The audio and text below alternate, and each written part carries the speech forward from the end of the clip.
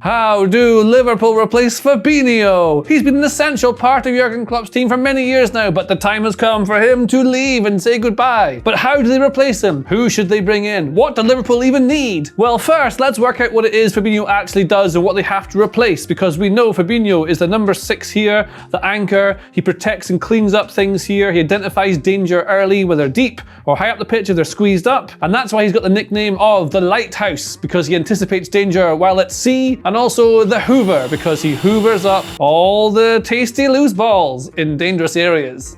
But you know that, you've seen Fabinho play before. This is how he profiles statistically. We know all these things here. This is important, this one, progressive carries. Doesn't really carry the ball much when he's got it, doesn't try and break lines that way, he does it through passing. But of course, the important bit really for Fabinho is the defensive side, because he is the lighthouse, the Hoover. He likes to clean things up, spots the danger. These are the things he does. He definitely has declined ever so slightly over time, because over here, his statistics from the 1920 season, perhaps his best season, are a bit better than the 22-23 season. And that decline has coincided with Fabinho getting older, yes, but also with Liverpool having lots of injury problems last season, bringing in lots of new players like Darwin Nunez and trying to mould a new team out of that. And because of the problems they've had, they've ended up changing their system, and they've got Alexander-Arnold coming inside the pitch now to be part of like this box midfield thing. And so then of course they've signed McAllister on the left, maybe in Szoboszlai here. So whether it's in a box or whether it's going to be a 3, you need this anchor player right here. And regardless of who that anchor player is, whether it's Fabinho or anyone else, the forward press has to work much better than it has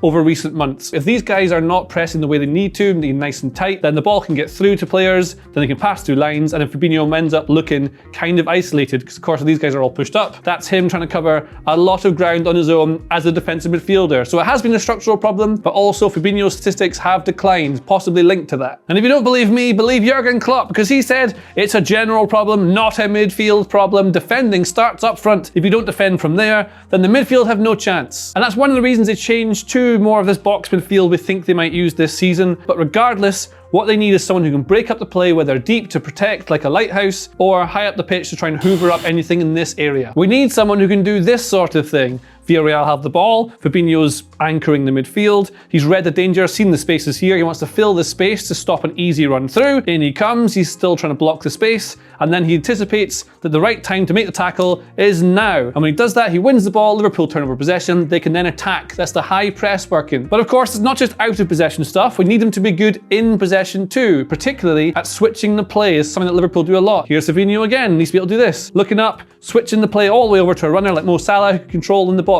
And then we need someone who, when they get into the final third, can help with approach play too. And that's when you need a player who's got a good cross or at least can spot a through ball, progressive passes, like Fabinho here, who receives the ball here, clips it into the box, and then Liverpool can put the ball across the box to score from there. So this is the kind of thing we need to look for in a profile of player. And if they can play at centre back too, that's also very useful. It's actually where Nuno Espirito Santo apparently plans on playing Fabinho in Saudi Arabia. But that's useful for your squad depth. But we know they need physicality, someone who's big and strong, someone who can anticipate the danger early, and someone who cuts it out early but also protects the defence in certain periods of play and retains the ball under pressure. We probably want someone around 23 to 26 years old, because that's about the years that either are about to enter their peak or already are in their peak, so they get a good 3 years out of any player that they bring in. And we also don't want to block the pathway to Bajcetic, who came in last season, did very well, could quite easily be the cover number 6 and could grow into being an important first team member. It's what Klopp's done with a lot of young players in the past. So we know we need to identify a Hoover lighthouse, but who is a Hoover lighthouse? Well, let me present to you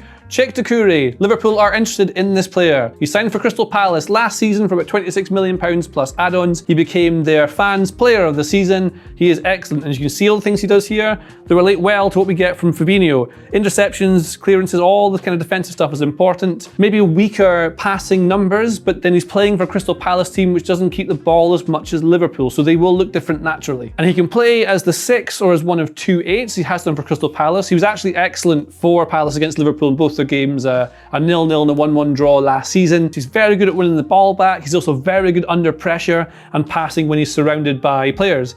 And also when Crystal Palace were facing turnovers, as often they were, and players were running at them, he's very good at reading the play and just closing down certain passing lanes or running lanes to push play wide and slow things down. But he would be expensive because he cost so much to Crystal Palace last season. Another young player they're linked with is Romeo Lavia at Southampton. He's a teenager. His profile for passing, all these sorts of stats isn't amazing just now, but he's played for a team that were pretty dreadful in the league last season and were relegated obviously, but his numbers out of possession are excellent. And we can compare Romeo Lavia to what Fabinho does. This is what Fabinho did last season, and we can see that Lavia is much more prone to carrying and dribbling the ball. It's an opposite profile to what we've got from Fabinho, and probably why he won't be first choice. Of course, these stats will improve as he gets older and he gets better at it. And we already know that Lavia can hoover up the balls. Look at him, snapping them up. Here we go. Similar sort of territory that they're covering. Lavia is probably more of an 8 just now than Fabinho ever has been for Liverpool, but he's not quite ready just yet. There's been a couple of occasions last season for Southampton where, say they're playing out from the back with split centre-backs, the ball came into him, but he's a bit too slow to read it, and a striker has crept up from behind him, got in behind and stolen the ball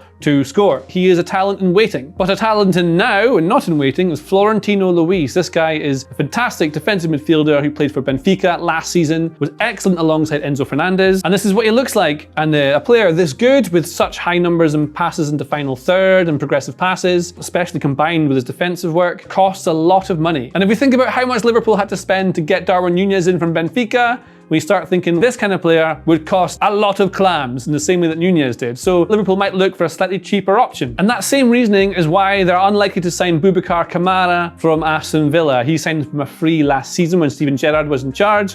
Became very important for Unai Emery, wins lots of tackles and makes lots of interceptions for them. But again, probably too expensive for what Liverpool are looking for. It's from a Premier League almost arrival now. And another player they've been linked with is Ryan Gravenberch, who is the wonder kid at Ajax who went off to Bayern Munich and then didn't get a game. He's not a number 6, more of an 8, who go box to box and trying to help link things in the final third. He'd be good at that. There's every chance he could be converted into a number 6, and he has done it before in the past. That's the reason why he's not a serious option, in my opinion, for what Liverpool are looking for. And on that same reasoning, that's why I don't think Moises Caicedo or Calvin Phillips are real options either. Either too expensive, or Man City won't sell to a rival, or there's just not quite what Liverpool are looking for. Because what they really need is someone who's ready to play now. Someone who's around about 26 years old. Someone with physicality, who's strong, tall, who can run all day and win the ball back, but also who can offer something on the ball as well. They need someone who wouldn't cost too much, who can operate as both the lighthouse and the Hoover. They need someone they can afford, who they can bring in straight away and do a job. And I think that is why Sofian Amrabat is a fantastic option for Liverpool to replace Fabinho.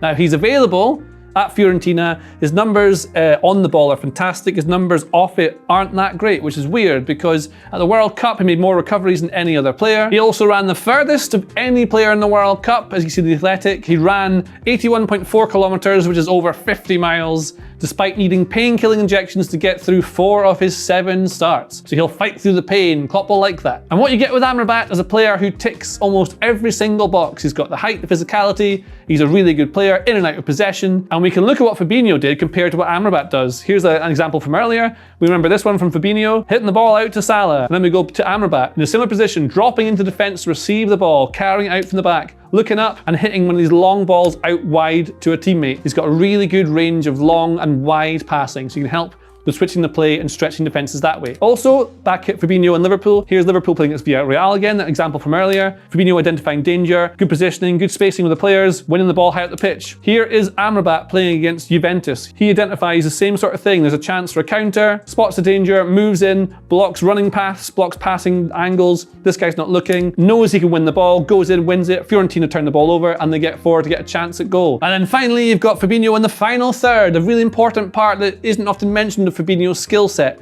Here he is, ball in the box, as we already know, ball goes across and they score. And here's Amrabat doing the same sort of thing. Look, here he is, same position, protecting against the counter and then offering a lovely ball into the box for his teammate to, I think this header was saved, but it doesn't matter. Sure enough, there are lots of examples I could take from other players where they do similar things. Florentino Luis, for example, at Benfica, loves a long switched ball, so I could have shown that as well. But Amrabat makes a lot of sense for a lot of reasons, including the ones I've just said. He covers a lot of ground, and we know that Liverpool are trying to get better at their high pressing, so when you want a player who can anchor the midfield, he can do that. He can stay in this position here and work out where the danger is before stepping in to try and win the ball. Equally, if he is isolated and say the fullbacks have gone up, or they're doing that new midfield shape they're trying to do, what you get is a player who got the energy and the awareness to run and close down the spaces that you need. So you've got a player who's a bit more mobile than Fabinho, is able to cover more ground, and that might help with the high press Liverpool want to play when things are falling apart slightly. And he's got the physicality for it. He's about 6'1", Fabinho's 6'2". He's also a kind of leader. He was Morocco's Morocco's standout player in that World Cup. He's not an absolute star,